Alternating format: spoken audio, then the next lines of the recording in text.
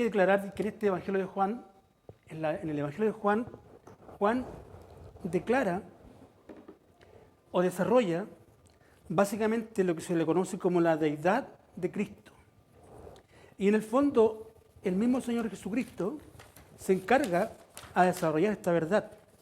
Cuando el Señor Jesucristo en este versículo, o en este capítulo del 15, dice, yo soy, en el fondo esa palabra yo soy es una expresión antiguo testamentaria, en el Antiguo Testamento, cuando Dios se le aparece a Moisés en la zarza ardiente, ¿se acuerdan? Que se quemaba una zarza y no se extinguía. Ahí hay una manifestación de Dios que se le dio a Moisés, previo a que él como líder sacara a la nación judía de la esclavitud en Egipto. Esto es historia pura. Pero hoy hubo este evento sobrenatural donde Dios se le manifiesta y se le revela. Y dice su nombre. Y dice, el nombre lo manifiesta y dice, yo soy el que soy. Entonces, esa zarza ardiente de alguna manera era un tipo y figura de lo que había de venir. Y ese tipo y figura, lo que había de venir, se manifestó en Jesucristo. Nosotros los cristianos creemos que Jesucristo no fue solamente un gran predicador itinerante, una persona que sanaba a los enfermos, sino que no solamente era un gran, vuelvo a reiterar, predicador, sino que era el Hijo de Dios. Nosotros en la iglesia creemos en la deidad de Cristo. De hecho, en nuestro credo dice, y en Jesucristo es su único Hijo, Señor nuestro. Creemos en la deidad de Cristo.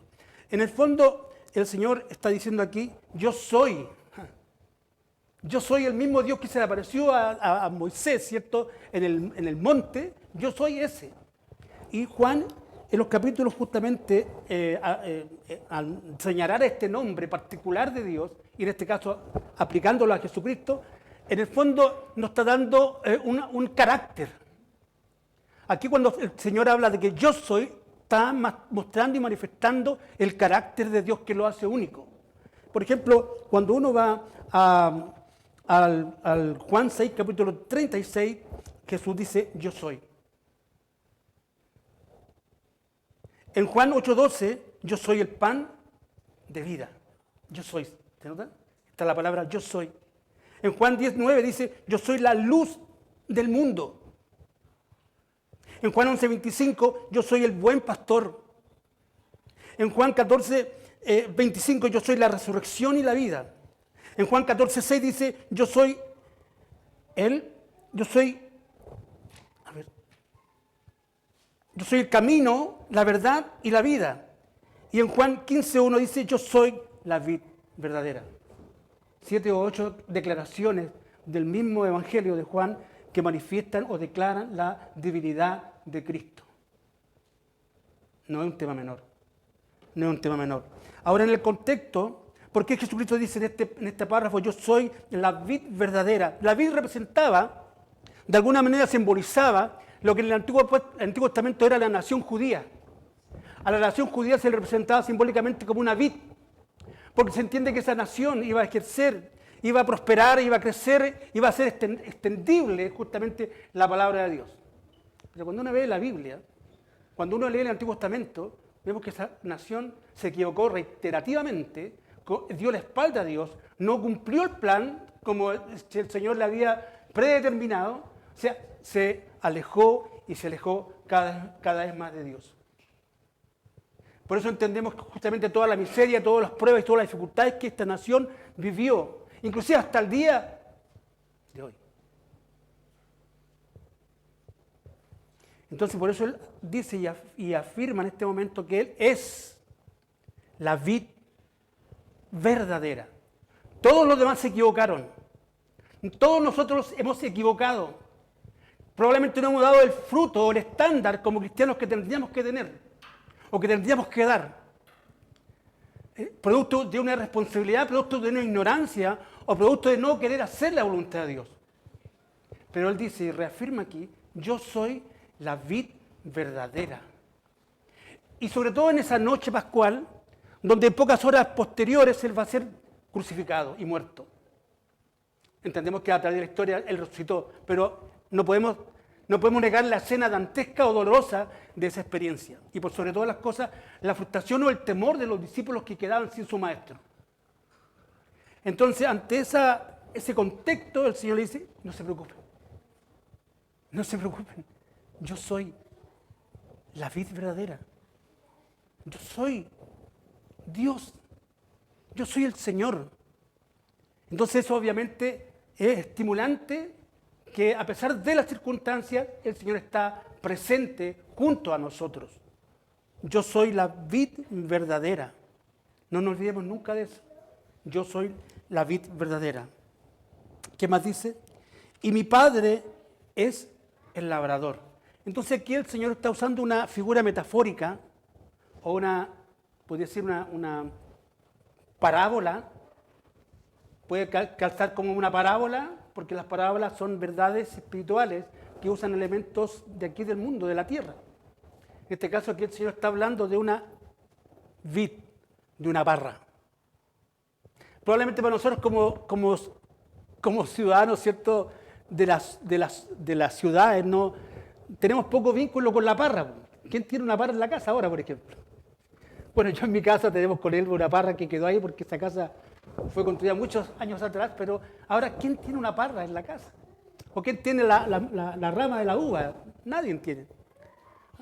Solamente conocemos los resultados de la uva, de la parra, que es el vino, por ejemplo. ¿Cierto? A los que les gusta el vino, no sé. Pero no tenemos gran contexto de eso. Pero en el tiempo de Jesús era muy particular. Era muy del día a día. ¿Ah? Entonces, él toma ese ejemplo muy común, y para un judío promedio, sabía a qué se estaba refiriendo, sabía que Israel se le había concedido el honor de ser, ¿cierto?, la vid verdadera, y no lo fue. No lo fue. Pero él dice, yo cumplo, yo soy la vid verdadera. Y entonces dice, ante este tema, y mi Padre es el labrador. ¿Qué podemos entender de eso?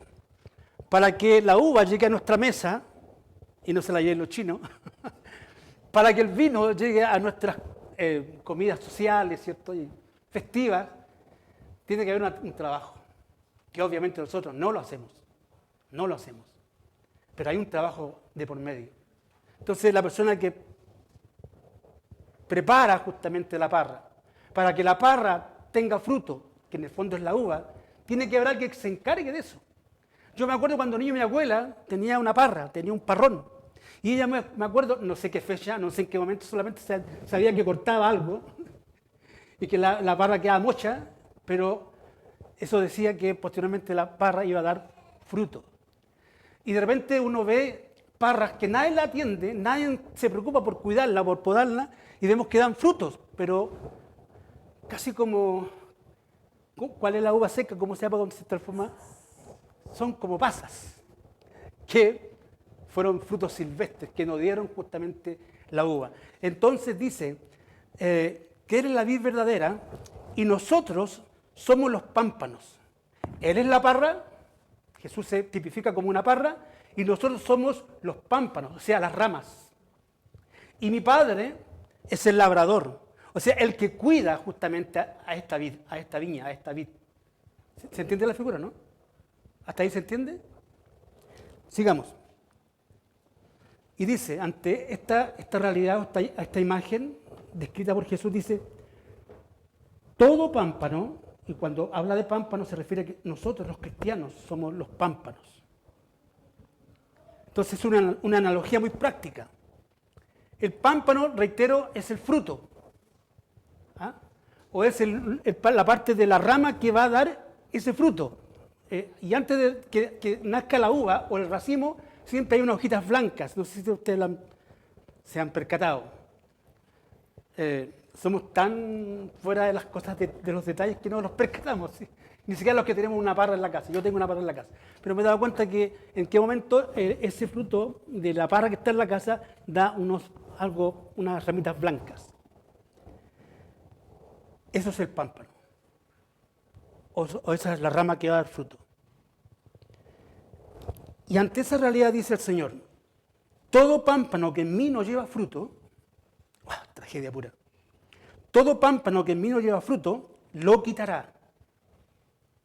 Y todo aquel que lleva fruto, lo limpiará para que lleve más fruto. Entre paréntesis, este texto no está hablando de que se pierda o no pierda la salvación. No está hablando de que el creyente verdadero va a perder la salvación. Entendemos que el creyente verdadero su salvación está perpetuamente consolidada por Cristo. La obra del Calvario fue una vez para siempre y perfecta. Este texto está hablando de los verdaderos cristianos y de los falsos cristianos. Por eso es interesante. Y también está hablando que los verdaderos cristianos o los creyentes verdaderos sí o sí van a dar fruto. Vamos a dar fruto. Porque más adelante Jesús dice, no es que vosotros me elegisteis a mí, ¿qué dice? Sino que yo os elegí a vosotros. Entonces ya tenemos garantizado nuestra salvación. Pero es una cosa que como cristianos tenemos que dar fruto. Tenemos que necesariamente dar fruto. Porque eso va a ser, de alguna manera, la imagen representativa de que lo que digo ser es la verdad. Sigue. Todo pámpano que en mí no lleva fruto, lo quitará, y todo aquel que lleva fruto, lo limpiará, para que lleve más fruto. Entonces yo veía a mi abuelita, inclusive a la señora Elba en la casa, limpiando la parra, sacando lo que no servía, sacando lo que de alguna manera como que tapaba al fruto que iba a nacer, sacaba esas hojas malas y las botaba, a la basura en este caso. Y aquí te dice que todo pámpano que en mí no lleva fruto, lo quitará. Este es en el fondo la poda. Entonces por eso es que Dios es el labrador, o sea, el Señor, Dios, Jesucristo mismo se está encargando en el creyente verdadero de limpiar su vida, amén. ¿A través de qué? ¿De qué medio? A través de su palabra.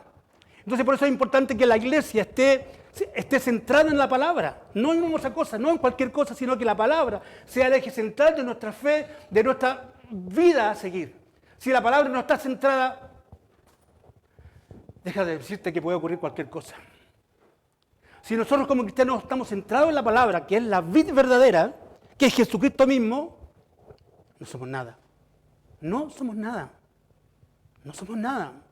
El creyente verdadero, ante estas figuras, está plenamente identificado con Cristo. Tenemos una identidad con el Señor. La pregunta, ¿tenemos identidad con Cristo?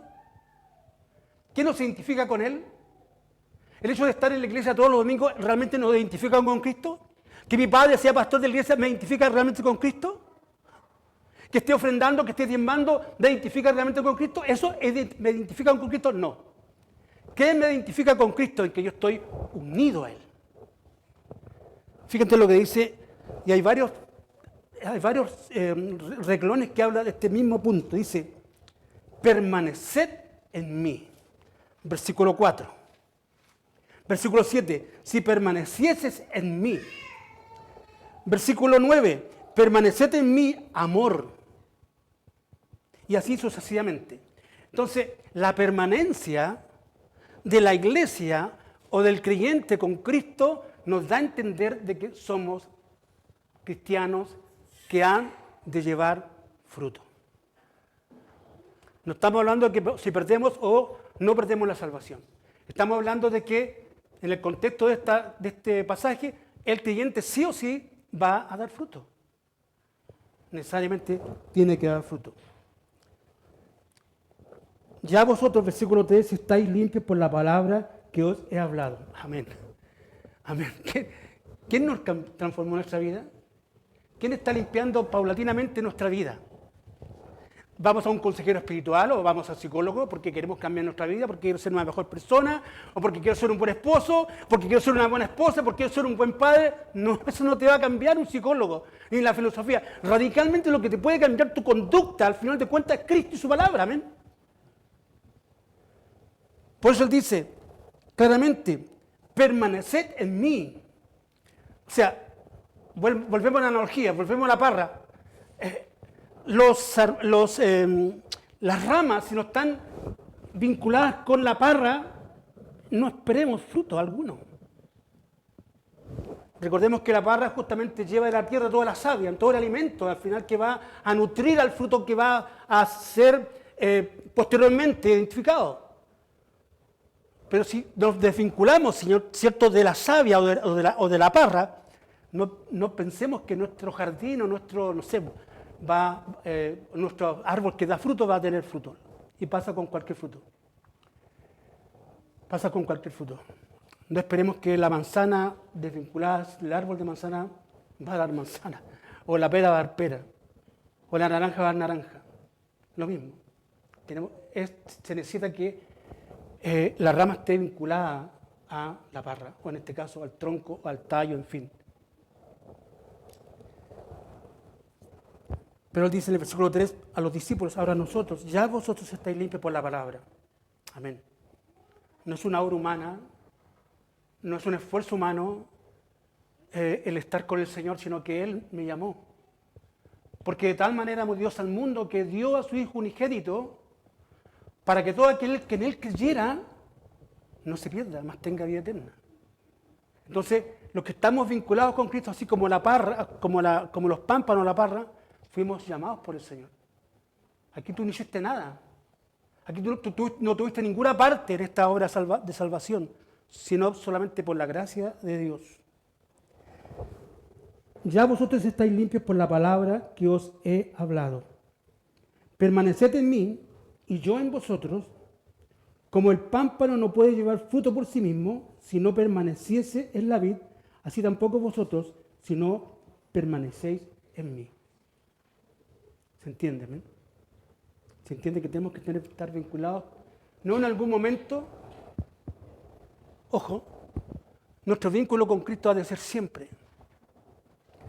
Porque cuando yo me casé con Elba, o ella se casó conmigo, no sé quién se casó, no, sí nos casamos los dos, la idea era estar juntos, forever, para siempre. Llegó un momento que no podía estar sin ella o ella sin mí. Ya no era apropiado el hecho de vernos cada fin de semana, sino que ahora queríamos estar juntos. Entonces ese vínculo tiene que darse el cristiano con Cristo. Y esto no es por generación espontánea, esto es porque tenemos que tener aplicarnos justamente a la voluntad del Señor. ¿Cuántos de los que están en esta sala diariamente oran al Señor? Recordemos que la oración es un medio de gracia que el Señor ha dejado a su iglesia para tener una comunión con Él, un contacto con Él. ¿Cuántos de los que estamos en esta sala, aunque parezca reiterativo, leemos la Escritura? O hacemos un devocional, o sea privado o familiar. ¿Cuántos de nosotros tenemos un acceso a la palabra? Muchas veces dentro de la iglesia hay un analfabetismo de la Biblia o bíblico, porque no leemos la Biblia. Probablemente los que nacieron en un hogar cristiano tienen mayor facilidad, pero los que van llegando a la iglesia tenemos que discipularlos para que justamente busquen estos medios de gracia. Entonces se entiende cuando dice, permaneced en mí y yo en vosotros, como el pámpano puede llevar fruto por sí mismo si no permanece en la vid. Así tampoco vosotros, si no permanecéis en mí. Yo soy la vid verdadera, vuelve a reiterar Jesús, yo soy la vid, vosotros los pámpanos. El que permanece en mí, nuevamente la palabra, permanece en mí, y yo en él, este lleva mucho fruto. Y mira, es lo que dice, permaneced en mí, pero dice, y yo en él. Amén. Este vínculo es mutuo, amén. Él está con nosotros, Él está conmigo, Él está conectado conmigo. Él está dentro de mí. Él está dentro de mí. Su trascendencia, cuando hablamos de trascendencia de Dios, es el que está sobre su creación, le dio orden a su creación, programó justamente la obra creadora, controla la creación, pero en su inmanencia Él está conmigo, está dentro de mí. En su inmanencia se hizo una criatura, Jesús, amén. Esa es la inmanencia de Dios, la trascendencia y la inmanencia de Dios. El Señor está en nosotros y con nosotros. Su Espíritu Santo está en nosotros. Entonces por ahí se dice, yo soy la vid, vosotros los pámpanos, el que permanece en mí y yo en él, este lleva mucho fruto, porque separado de mí nada podéis hacer. No pensemos que podemos crecer o podemos desarrollarnos, o porque, no sé, porque participamos en la escuela dominical, o porque hacemos un curso de teología, en fin, tantas cosas que de repente nos imaginamos que no es así.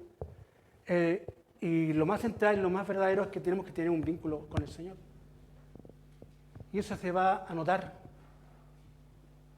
Eso se va a evidenciar.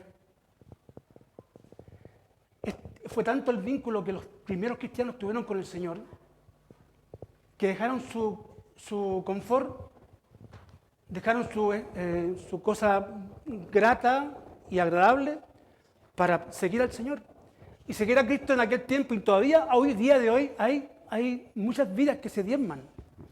Hay hombres y mujeres que son capaces de entregar la vida por esta causa, por el Evangelio, por la predicación del Evangelio. Entonces, ese vínculo estrecho, no digo que tengas que morir por el Evangelio, no te estoy mandando, no sé, a otro continente, a África, para que tú prediques el Evangelio y posteriormente seas comido por los leones, o si no te maten, ¿cierto?, en una persecución, sino que en las cosas menores, de repente, no. Creo que muchas veces yo mismo no doy el ancho, no damos el ancho, es lo mínimo. Entonces podemos esperar que en lo más grande podamos dar, ¿cierto?, el testimonio. Pero dice el Señor, yo soy la vid verdadera, vid vosotros los pámpanos, el que permanece en mí, vuelvo a reiterar, tenemos que estar con el Señor, permanecer en el Señor. Y yo en Él, lleva mucho fruto, porque separados de mí nada podéis hacer. El que en mí no permanece, lo contrario, ojo, el que en mí no permanece, ¿qué es lo que dice? Será echado fuera como pámpano y se secará. Y lo recogerán y los echan en el fuego y arden. Aquí me quiero detener. La parra, en aquel tiempo, la parra que ya estaba marchita, que no daba fruto, ¿qué es lo que se hacía? Se cortaba y se tiraba a la leña, porque para eso solamente servía. Con esa madera no se podía construir una casa, por ejemplo. No se puede construir una casa, o sea, no servía para nada. Entonces está diciendo que si nosotros no estamos desvinculados con Él, no vamos a dar fruto y vamos a ser cortados. Reitero, no está hablando de que uno pierda o no pierda la salvación, sino que está diciendo que el creyente verdadero sí o sí ha de dar fruto.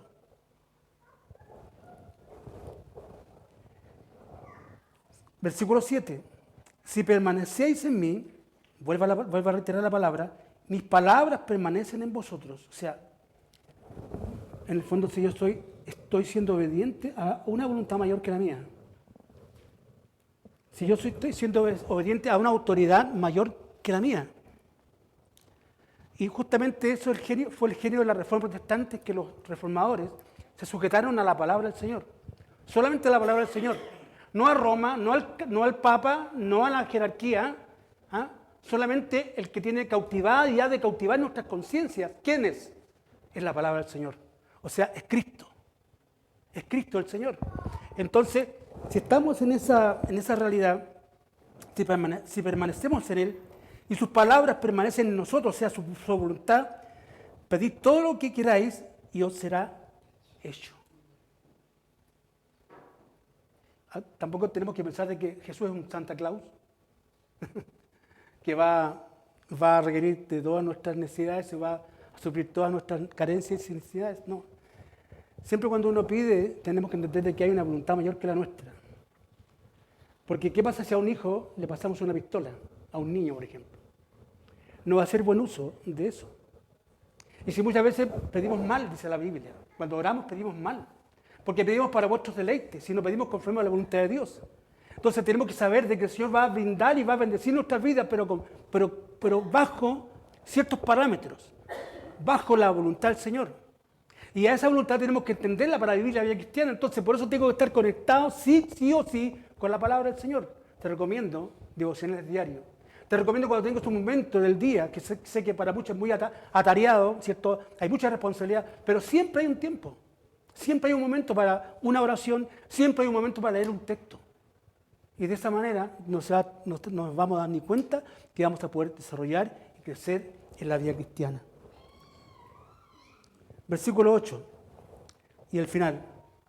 En esto es glorificado mi Padre, en que llevéis mucho fruto y seáis así mis discípulos. ¿Cómo se glorifica el Señor? Entendemos que Él es el único que tiene toda la gloria. A Él le pertenece toda la gloria, solamente a Dios. Él ha de ser el centro, Él es el centro del universo, Él es el centro y ha de ser el centro de la vida de la iglesia, y Él solamente ha de ser glorificado, exaltado, Solamente Cristo. ¿Por qué? Porque Él es Dios. Entonces, cuando la iglesia o el creyente lleva fruto, el Señor al final de cuentas es glorificado, es anunciado y es exaltado. Y los demás, los hombres van a ver justamente ese resultado o esas manifestaciones y van a ser seducidos y atraídos por el Evangelio. Cuando una iglesia o cuando un creyente nos está mostrando los frutos de la vida cristiana, no va a ocurrir absolutamente nada. No va a ocurrir absolutamente nada. Así que la invitación es esa. Si somos cristianos, si somos creyentes, tenemos que dar frutos.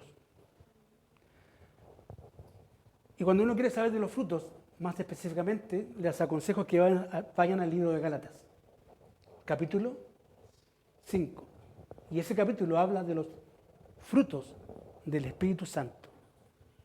¿Y cuáles son? Bondad, gozo, paz, paciencia, benignidad, fe, templanza. Ahí están. Si queremos saber qué demanda el Señor de nosotros y qué frutos tendríamos que dar, están en Gálatas capítulo 5. Los frutos del Espíritu Santo. Y eso van a mostrar un perfil al final de cuentas de quién es creyente y quién no es creyente. Que el Señor nos ayude, amén. Para muchos que están llegando a la fe hay una carrera maravillosa. La mayor empresa a la cual el hombre y la mujer pueden emprender es el Evangelio y seguir a Cristo. Amén. A pesar de las dificultades, a pesar de las presiones, a pesar de todo lo malo en este mundo, seguir a Cristo es lo mejor que nos ha podido haber ocurrido. Por eso damos gracias al Señor. Oremos. Señor y Padre Celestial, queremos darte gracias en esta mañana, una vez más, por tu palabra, por tu consejo, por tu forma tan clara de mostrar, Señor, tu verdad a nuestras vidas. Abre nuestros ojos, Señor, para ver más allá. Abre nuestros oídos, Señor, para escuchar tu palabra y que esta palabra sea central en nuestra vida. Abre nuestros labios para proclamar tu evangelio a otros que se están perdiendo irremisiblemente. Y danos amor y gozo y alabanza para reflejar nuestro amor para contigo. Bendice a la iglesia, especialmente nuestra iglesia, a nuestros hermanos menores, nuestros hijos, nuestros pequeños, a las familias aquí representadas, a los ancianos, Señor, en fin, a cada uno de nosotros. Necesitamos imperiosamente cada día depender más de ti, porque lejos de ti nada podemos hacer. En el nombre de Jesús, amén y amén. Que el Señor bendiga.